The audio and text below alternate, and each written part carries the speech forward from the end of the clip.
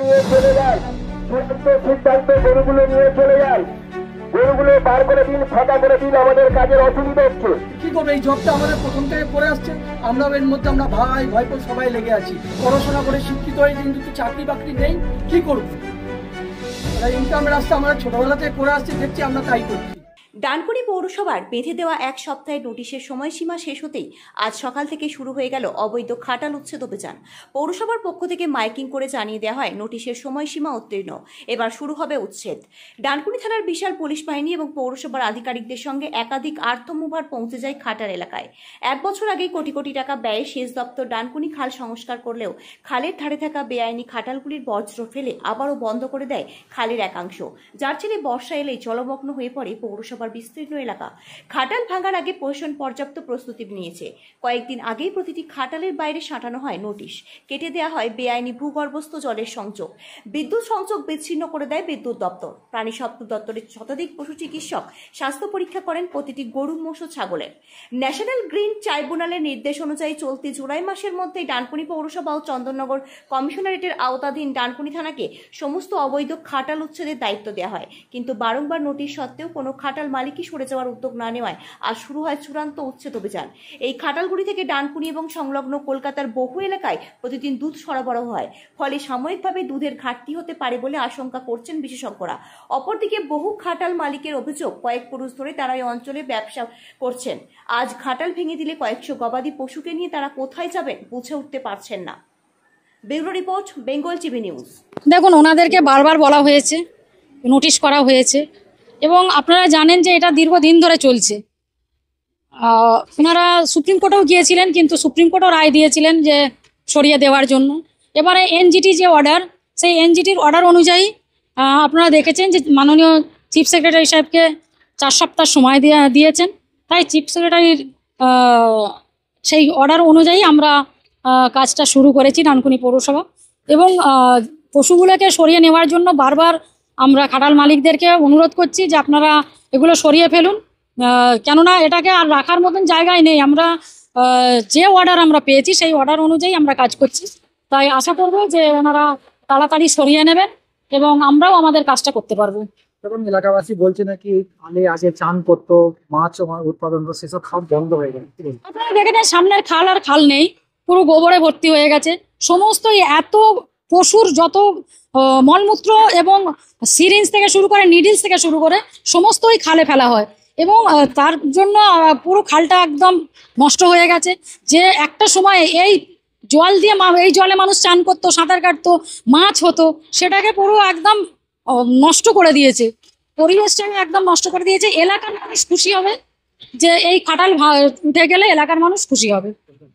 দেখুন, এটা তো আপনারা জানেন যে পরিবেশ আদালত তাদের নির্দেশ যে 4 সপ্তাহের মধ্যে খাটাল পরিষ্কার করে দিতে হবে। এটা আমরা মালিকদের বারবার বলেছি, এবং গবাদি পশুগুলো যেগুলো একদম নিরীহ, যেগুলো হচ্ছে সম্পদ ধরতে গেলে, সেইগুলো যাতে কোনো রকম অসুবিধে না হয় সেগুলো আমরা সরাতেও বলেছিলাম, কিন্তু দুঃখের বিষয় ম্যাক্সিমামই সরাইনি।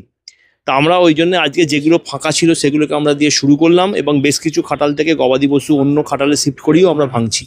আমাদের প্রশাসন সর্বতভাবে চেষ্টা করছে মহামান্য যে গ্রিন ট্রাইব্যুনালের যে নির্দেশ, কোর্টের অর্ডার, সেটাকে মান্যতা দিতে। আমরা এই ব্যাপারে সবাই সক্রিয়।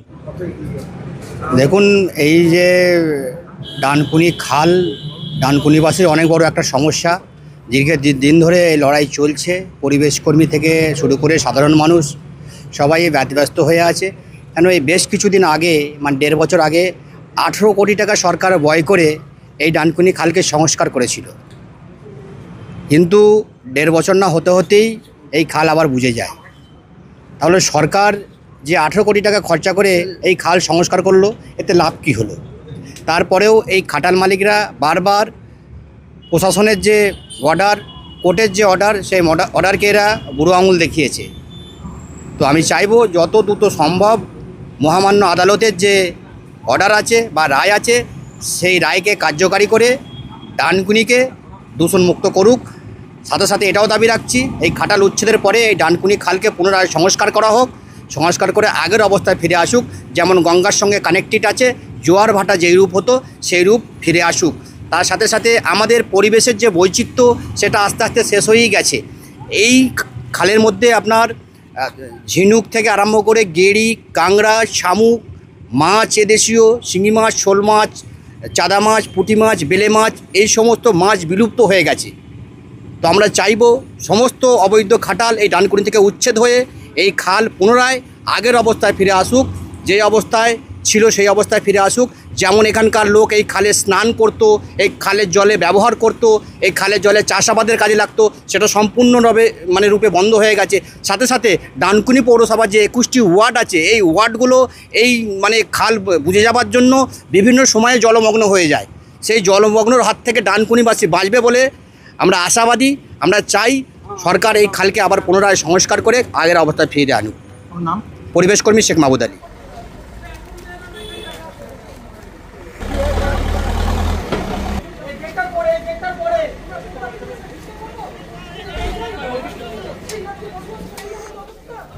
ঘুরছে, খেলছে, তারা সবকিছু করছে, তাদের সব বন্ধ। তারা আজকে মর্মাহত, তারা বাড়ি থেকে বেরোতে পারছে না, এমন অবস্থা করে দিল। এইটা আমাদের কোনো ব্যবস্থা করবে না? না, আপনাদেরকে তো বলা হয়েছিল নিজে থেকে সরিয়ে নিয়ে। আমরা কোথায় সরাবো? নতুন করে কোথাও করতে দেবে না, এই কারণেই করতে দেবে না। যেখানে যাবো সেখানে এইভাবে। আর সবথেকে বড় এই দুধটা লংজিবিলিটি হচ্ছে 3 থেকে 4 ঘন্টা, এরপরে দুধটা নষ্ট হয়ে যায়। এই দুধটা আমাদের কলকাতা আসে, বিভিন্ন হাসপাতালে যায়, বিভিন্ন নার্সিংহোমে যায়, বিভিন্ন জায়গায় যায়, বিভিন্ন মানুষের বাড়ি বাড়ি দেওয়া হয়। সেই দুধটা যদি আপনি 4 ঘন্টা দুধ থেকে দুধটা নিয়ে আসেন, সেই দুধটা তো অলরেডি শেষ হয়ে যাবে। সেই দুধটা আমরা কোথায় নিয়ে যাবো? তার থেকে মরে যাবো ভাতের থেকে।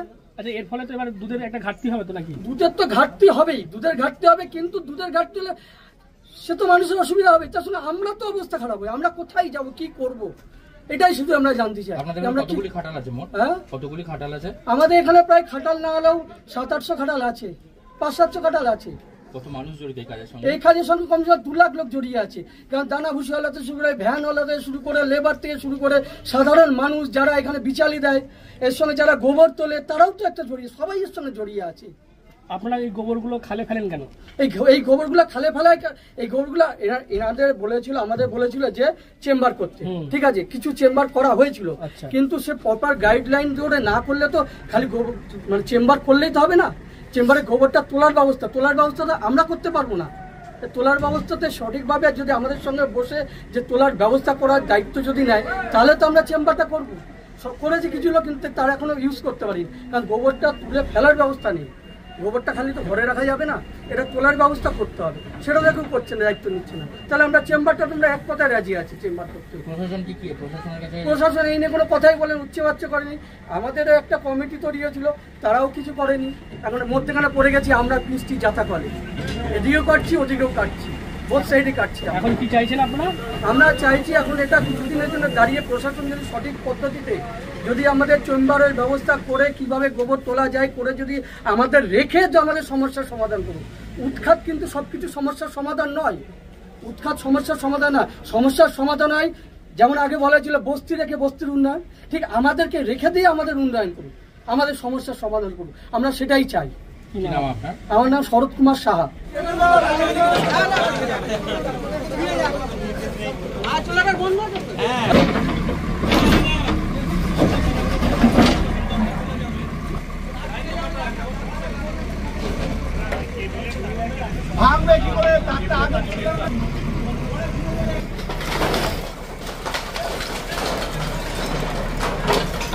সারাদিনের তাজা খবর বিশদে জানতে নজর রাখুন বেঙ্গল টিভি নিউজের পর্দায়। আমাদের ফেসবুক পেজটি ফলো করুন, ইউটিউব চ্যানেলটি সাবস্ক্রাইব করুন। আমাদের চ্যানেলে বিজ্ঞাপন দেওয়ার জন্য যোগাযোগ করুন 9339387106।